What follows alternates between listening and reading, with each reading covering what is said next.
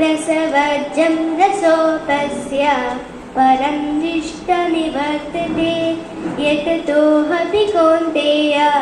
पुरुषस्य विपस्थितः इन्द्रियाणि प्रमादीनि हरन्ति प्रसभं मनः तानि सर्वाणि संयम्य युक्त आसीत् मत्परः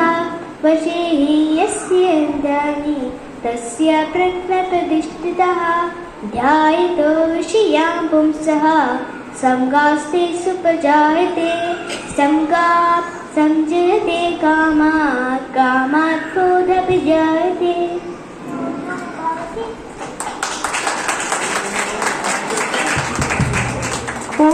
क्रोधो भवति सम्मोहः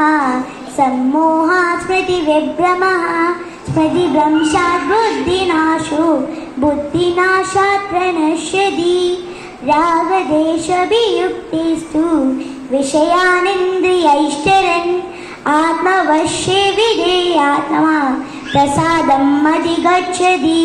प्रसादे सर्वदुःखानां हानिरस्योपजायते प्रसन्नचेतसो ह्याशो बुद्धिः पर्यवतिष्ठते नास्ति बुद्धिर्युक्तस्य न चायुक्तस्य भावना न च भावनतः शान्तिः अशान्तस्य कुतः सुखम्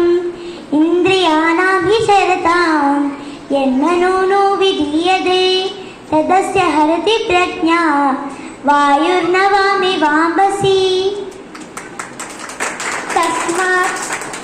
तस्मात् यस्य महाबाहो निग्रहीतानि सर्वशः इन्द्रियाणीन्द्रियार्थेभ्यः तस्य प्रज्ञा प्रतिष्ठिता या निशा सर्वभूतानां तस्यां जागर्ति संयमी यस्यां जागृति भूतानि सा निशा पश्यतो मुनेः आपूर्यमाणम् अजलप्रदिष्टं समुद्रमाप प्रविशन्ति तत्त्वत्कामायं प्रविशन्ति सर्वे स शान्तिमाप्नोति न कामकामी विहाय कामान्यः सर्वान् पुमांश्चरति निःस्पृहः निर्ममो निरहङ्कारः स शान्तिम् अधिगच्छति एषा भ्रामी स्थितिः पार्थ नैनां प्राप्य विमुह्यति स्थित्वा स्याम् अन्धकालेऽपि ब्रह्मनिर्वाणमृच्छति। ॐ तत्सत् इति श्रीमद्भगवद्गीतासु उपनिषत्सु